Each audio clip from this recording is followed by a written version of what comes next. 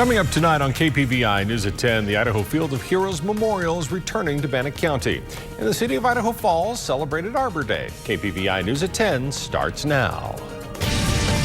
You're watching KPVI News at 10. KPVI News at 10. News that works for you. Good evening and thanks for watching tonight. I'm Matt Davenport. And I'm Misty Englert. We start with continuing coverage. The defense called 2 more expert witnesses in day 28 of the Chad Daybell trial today. First up was Patrick Eller, who was a digital forensics examiner that also helped build out the digital forensics program at Quantico.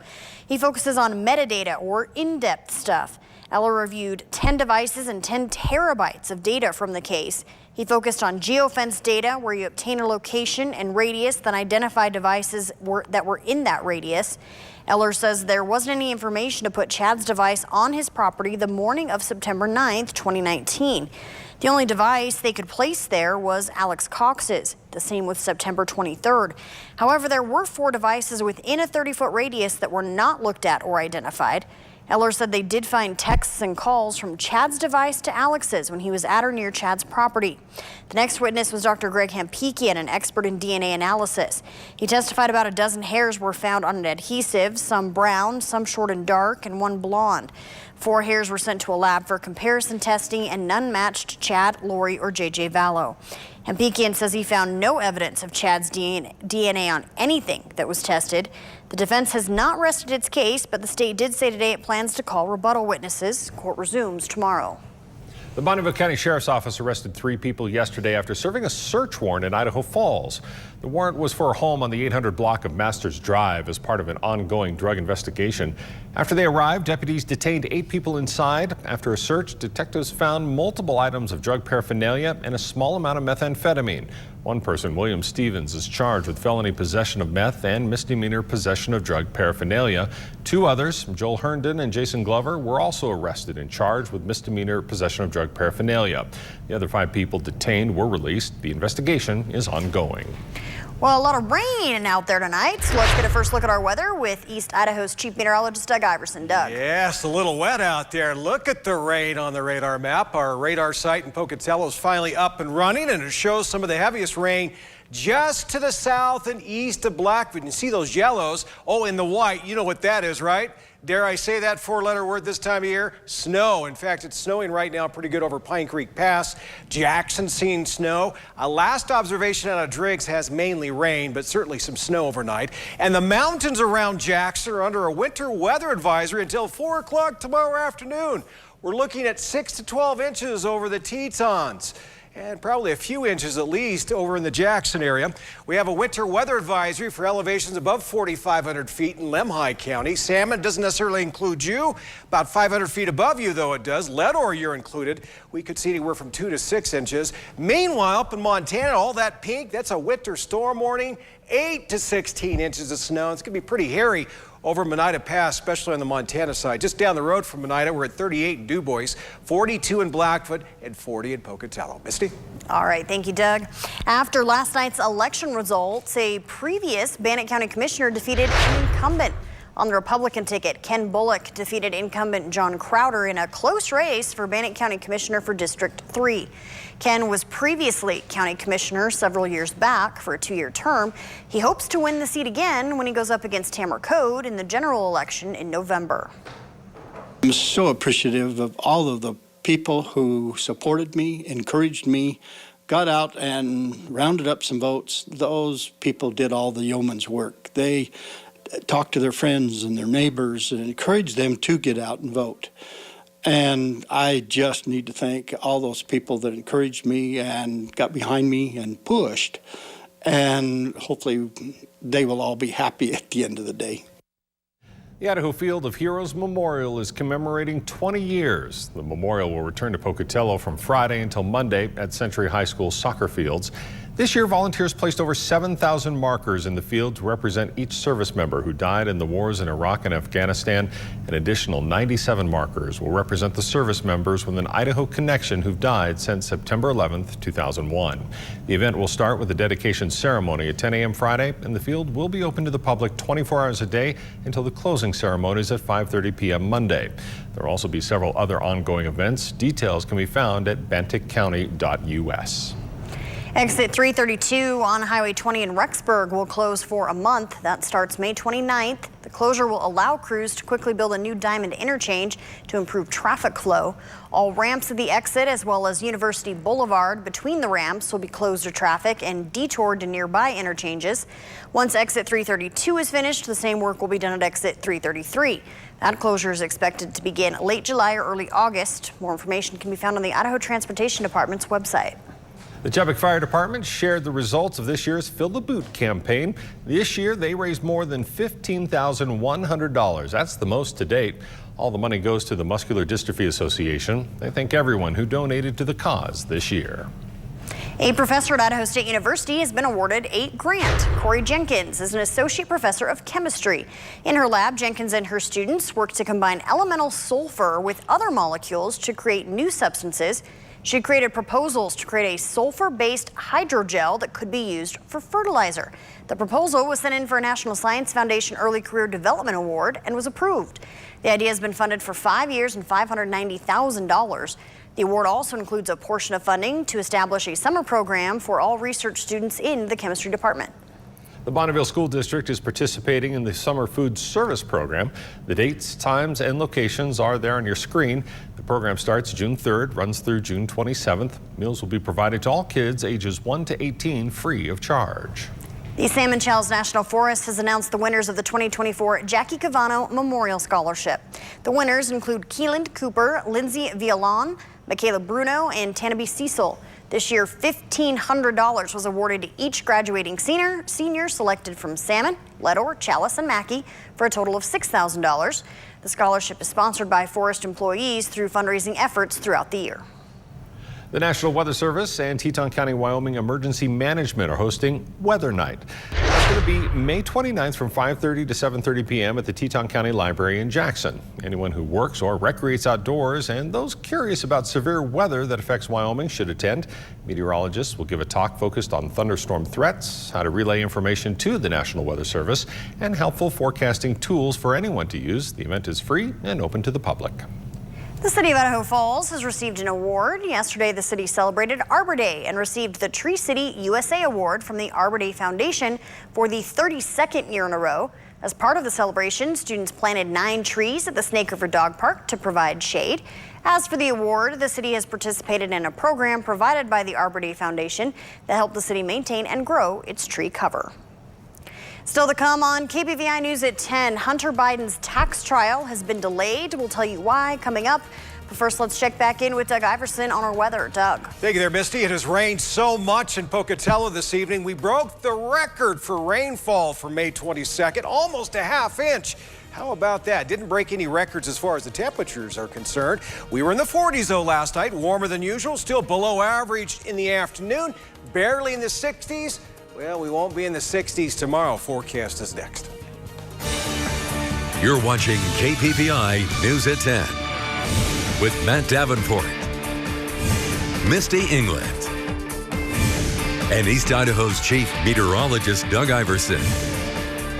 KPVI News at 10, news that works for you. And now Storm Tracker weather with East Idaho's chief meteorologist Doug Iverson. Certainly tracking a lot of weather out there tonight. My goodness, it is a soaker, and we're starting to see the snow accumulate up in the mountains. What do we have on tap for tomorrow? Well, in the morning, some of us here in the Snake River Plain may not only see rain, but snow, especially north of Pocatello. Blackfoot, maybe a little wet snow mixed in. The farther north you go, the more likely you'll see the white stuff in the morning. So it might slow you down. Of course, it will probably turn to rain later in the morning, won't last long. And a lot of us will have to contend with a bunch of wind late morning. Good news, though, for Friday, right before the holiday weekend, we'll be at 10 to 15 degrees warmer than what we're expecting tomorrow. Of course, that may not be saying much. Tomorrow, we won't even see highs in the 60s, but at least we're headed in the right direction before we go into the 3-day weekend.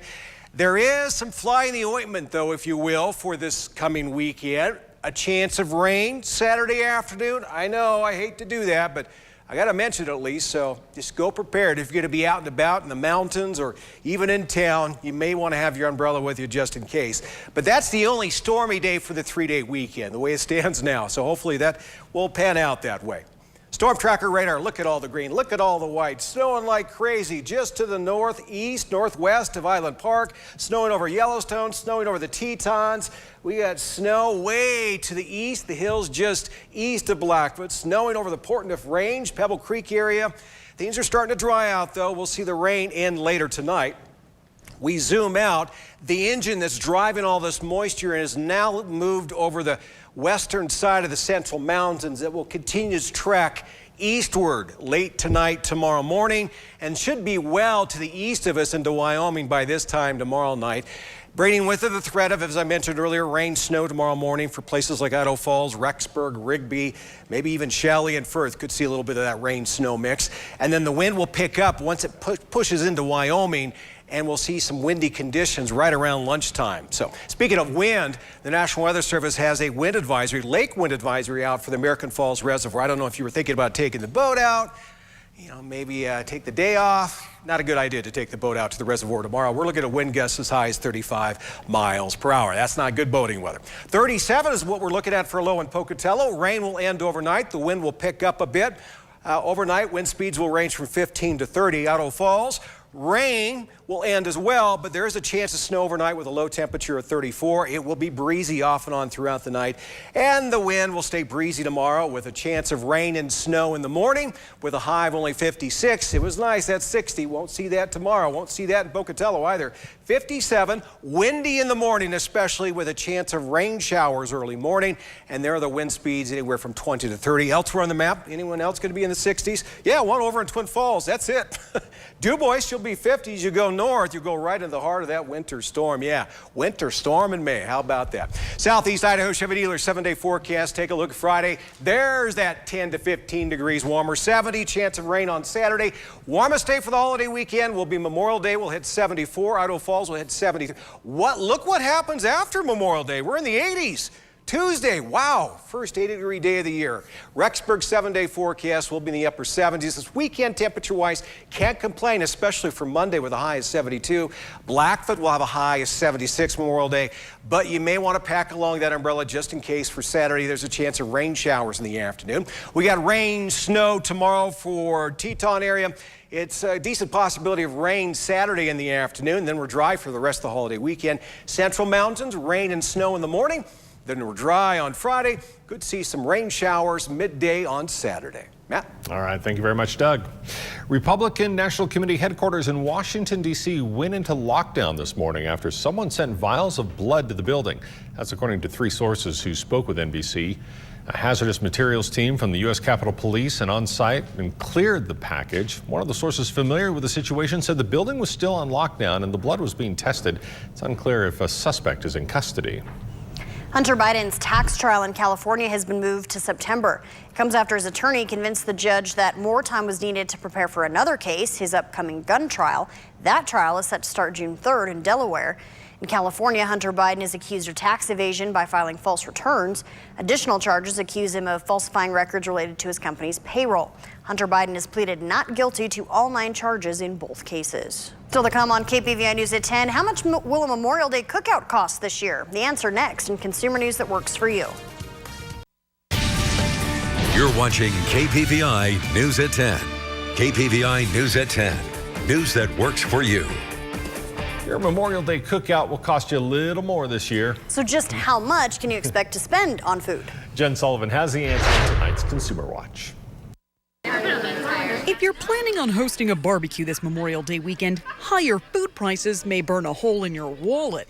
The price of some barbecue basics are higher this year than last year. Expect to pay more for hamburgers. According to the latest data from the U.S. Bureau of Labor Statistics, the national average of a pound of uncooked ground beef is $5.56.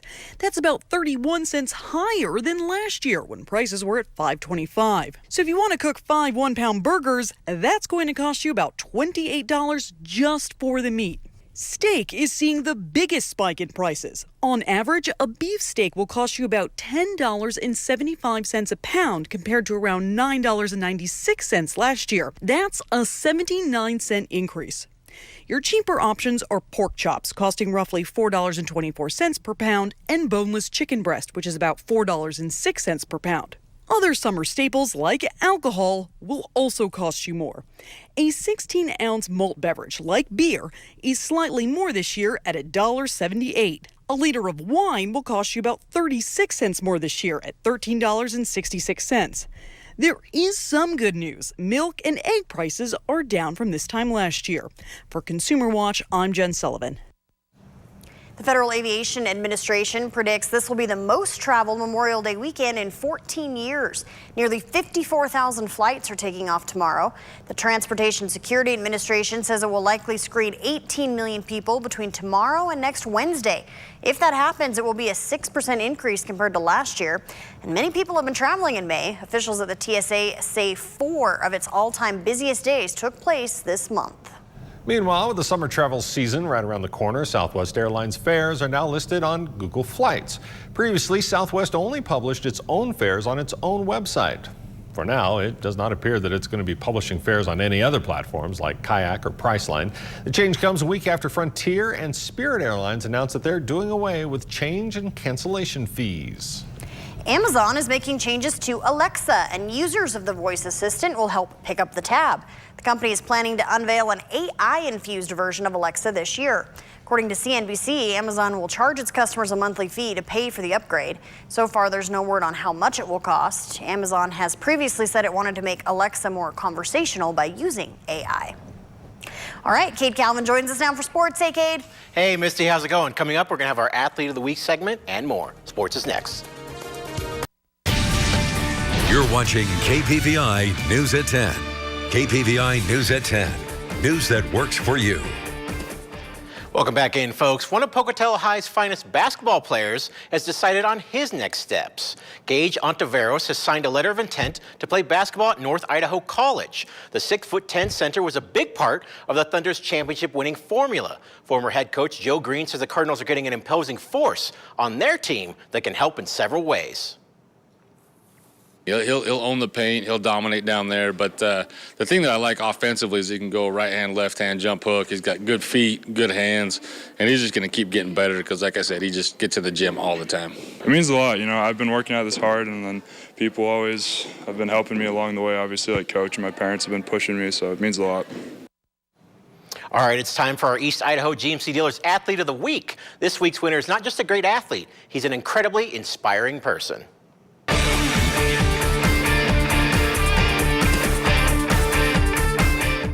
Matthew Bumpus is still fairly new to running track. The young athlete is in his second year and recently competed for Special Olympics Idaho, taking first place in the 400-meter event. Matthew, who competes for the Preston Titans, says it was a thrill to improve upon his initial performance last year. It felt like I won the jackpot.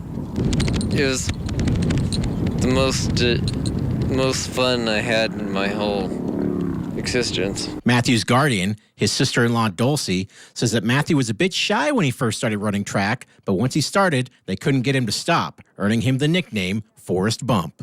In fact, Matthew and his team's big performance at regionals has earned them an invite to compete at the state level in June. Bumpus is very dedicated to his craft, coming out to Preston High School track to practice every Saturday. Well, it's good exercise, and if anybody can do it, so can I. While visiting with Matthew, I asked him to show me some of his techniques, such as his starting stance. And once we gave him a mock starting signal, he was off to the races. I wasn't even going to attempt to keep up, so I just tried to keep pace via the camera. And as far as competing, Matthew doesn't plan on stopping anytime soon. I really don't remember what emotion I had before this, but you know what? I think this is worth doing, because this is what God put me on this earth to do, is to live the American dream.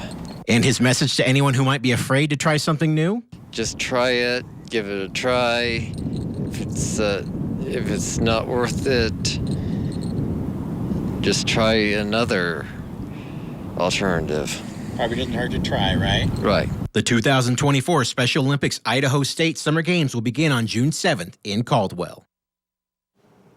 Very awesome individual right there. Well, that'll do it for sports tonight. Back to you, Misty. Thank you very much, Cade. Still to come on KPVI News at 10, dogs will soon have their own airline. Details next.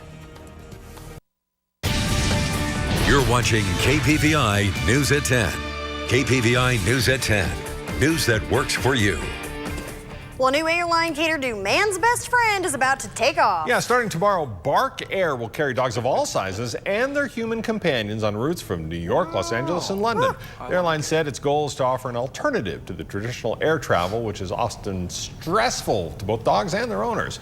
The service has been pretty popular already with 15,000 requests for new destinations, but it isn't cheap. A one-way ticket for a dog and an owner costs $6,000 for domestic and $8,000 for international flights. Bark Air plans to add new routes throughout the summer. I think traveling with the dog like that would stress me out more. Yeah, and it'd have to come along with a lot of tennis balls for my dog. Right? She's like, gotta go get a tennis ball. My dog would have to get a job for me to be able to that's $6,000. That's a bit much. All right, Doug, let's take a look at our viewer pick tonight. All right, way back Wednesday, no siree. This is happening now. Photo courtesy of WYDOT. Teton Pass may end up with over a foot of snow overnight, so be careful if you're traveling. All right, that'll do it for us. Have a great evening. Viewer Picks on KPVI is brought to you by Caribou Ford.